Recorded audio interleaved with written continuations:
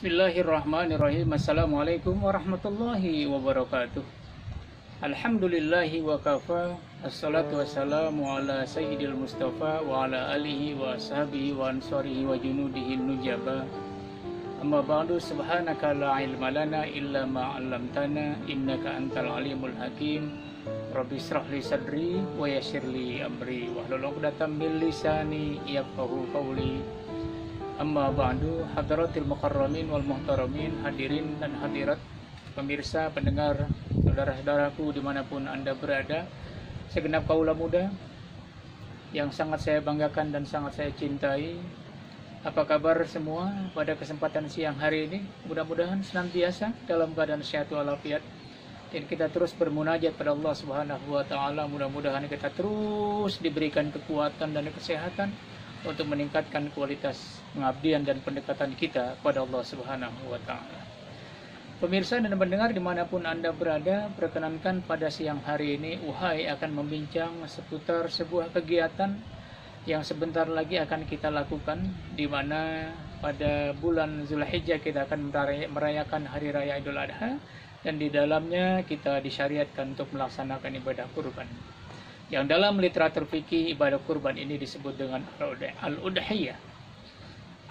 Apa itu al-udhiyah atau ibadah kurban? Adalah zabhu baqaratin au ibilin au ghanamin taqarruban ilallahi ta'ala, atau yauman nahari taqarruban ilallahi ta'ala, menyembelih hewan berupa unta, sapi atau kambing, domba pada hari nahar, hari di mana kita diperkenankan untuk berkurban, termasuk di dalamnya nanti pada hari tasyrik 11, 12, 13 Zulhijjah, taqarruban ilallahi ta'ala, semata-mata karena ingin mendekatkan diri, karena ingin mengharap ridha Allah Subhanahu wa ta'ala. Pemirsa dan pendengar dimanapun Anda berada, definisi ini memberikan gambaran kepada kita bahwa yang pertama-tama ketika kita ingin berkurban, jangan sampai kita salah niat, jangan sampai kita salah motivasi.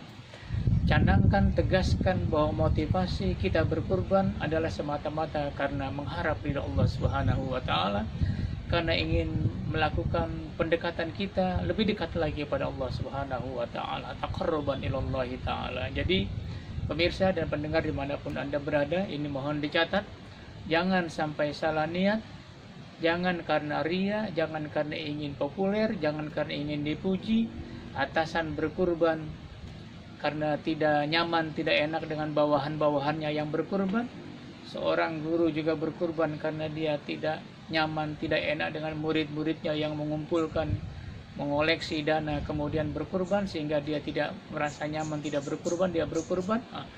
Demikian juga dalam beberapa kesempatan yang lain. Jadi jangan sampai kita berkurban, kita salah niat, kita salah motivasi, semata-mata canangkan, tegaskan niat itu taqarruban ilallahi ta'ala, semata-mata mengharap ridha Allah Subhanahu wa ta'ala. Pemirsa dan pendengar dimanapun Anda berada, barangkali diantara kita sedikit ada yang bertanya mengapa ini disyariatkan oleh Allah Subhanahu wa ta'ala. Di dalam Al-Quran memang disebutkan, kita temukan surat 108, surat Al-Kautsar, Allah Subhanahu wa taala berfirman, A'udzubillahi minasyaitonirrajim, bismillahirrahmanirrahim, inna a'tainakal kautsar fashalli lirabbika wanhar inna syani'aka huwal abtar. Sungguh kami telah memberikan, menganugerahkan kepadamu Al-Kautsar, nikmat yang banyak, yang sangat banyak, yang tidak terhitung dan semuanya adalah baik. Fashalli lirabbika wanhar, maka salatlah dan berkorbanlah semata-mata untuk Tuhanmu, semata-mata karena Tuhanmu, lirabbik inna syani'aka huwal abtar, sesungguhnya yang mencacimu, yang mencercamu itu wahai Muhammad adalah orang-orang yang berputus asa.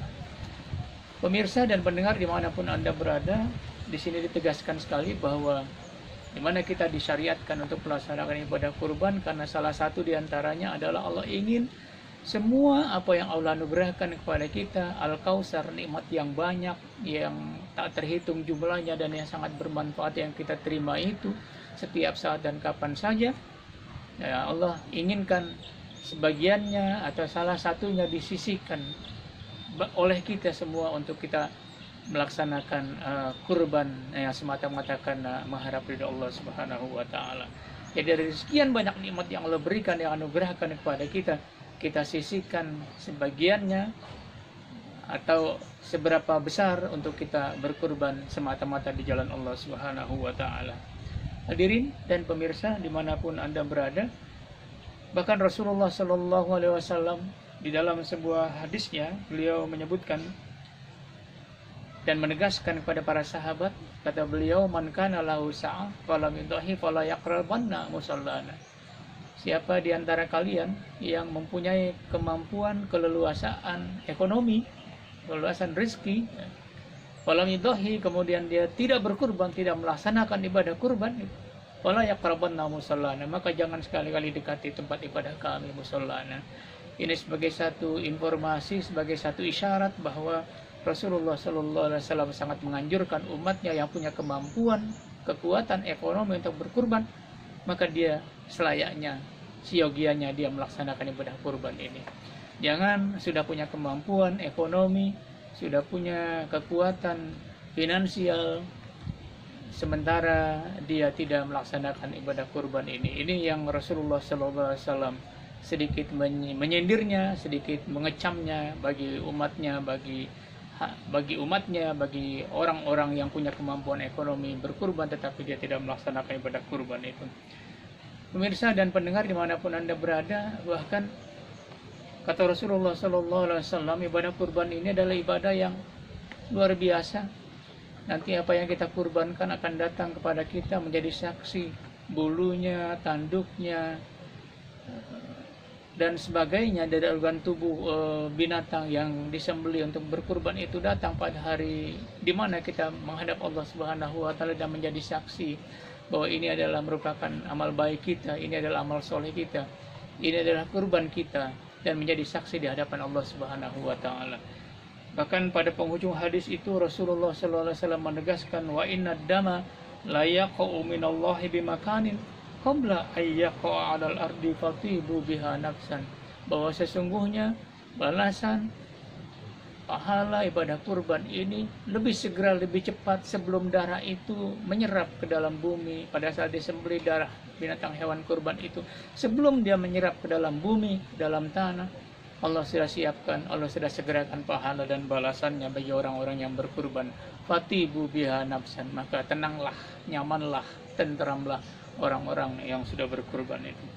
Hadirin pemirsa dimanapun Anda berada, ada hal yang lebih penting lagi barangkali untuk kita canangkan dalam diri kita, bahwa sebenarnya ibadah kurban pada tanggal 10 Zulhijjah, 11, 12, dan 13 hari tasyrik, 3 hari terakhir itu sebenarnya ibadah kurban kita disyariatkan pada kesempatan dan waktu semacam itu adalah hanya sebagai momentum saja. Hanya sebagai waktu dijadikan sebagai momentum di mana kita ditegaskan untuk melaksanakan ibadah kurban secara syariah itu.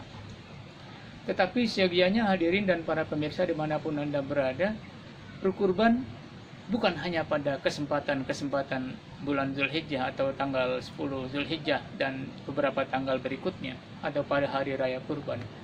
Sesungguhnya berkurban di dalam ajaran agama kita seharusnya dilakukan berkurban sepanjang masa, long life sacrifice, jadi berkurban sepanjang masa. Tidak hanya pada hari raya Idul Adha, tidak hanya pada hari raya kurban, tetapi kita umat muslim, umat Islam, umatnya Rasulullah Sallallahu Alaihi Wasallam senantiasa siap berkurban kapan saja dan di mana saja pada saat kita punya kemampuan dan keleluasaan ekonomi. Berkurban pikiran, berkurban tenaga, berkurban fisik, berkurban harta. Untuk apa? Membantu mereka yang perlu dibantu, yang secara ekonomi memang tidak punya kemampuan untuk memenuhi kebutuhan hajat hidupnya, maka dibutuhkan bantuan-bantuan dari orang-orang yang punya kelebihan dan kemampuan ekonomi. Maka seyogianya berkurban itu jangan sampai hanya pada hari raya Idul Adha.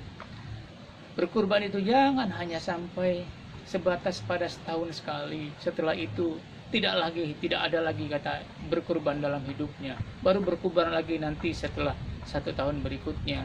Seyogianya tidak demikian. Berkurban pada hari raya Idul Adha adalah hanya sebagai sebuah momentum, tetapi sebenarnya semangat kurban itu harus terus berlanjut, kapan saja, di mana saja, pada bulan apa saja, di mana kita juga diminta untuk selalu berkurban demi kebaikan-kebaikan. Akhirnya sebenarnya kita ditegaskan oleh Allah Subhanahu wa taala bahwa kita harus punya rasa simpati dan rasa empati terhadap saudara-saudara kita yang tidak punya kemampuan ekonomi untuk membiayai hidupnya. Kita berikan kemampuan-kemampuan kita yang ada, baik itu harta, baik itu tenaga, baik itu pikiran. Itulah semangat kurban dalam arti yang sesungguhnya.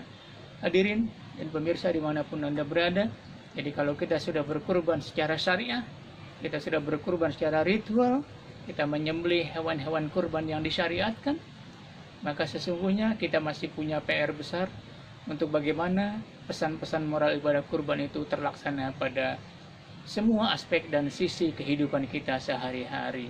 Maka kurban syariahnya sudah selesai, kurban ritualnya sudah selesai, tetapi kurban hakikatnya berlaku terus sepanjang masa dan sepanjang hayat kita hidup di alam di muka bumi yang fana ini.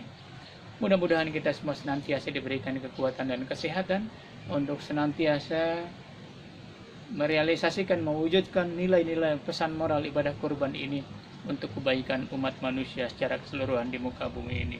Demikian dan sekian, mudah-mudahan bermanfaat buat kita semua, dan selamat merayakan Hari Raya Idul Adha dan selamat berkurban.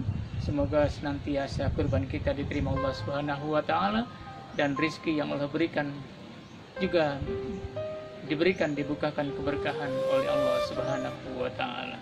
Sekian dan demikian, mudah-mudahan bermanfaat buat kita semua. Hadanallahu iyyakum ajmain. Assalamualaikum warahmatullahi wabarakatuh.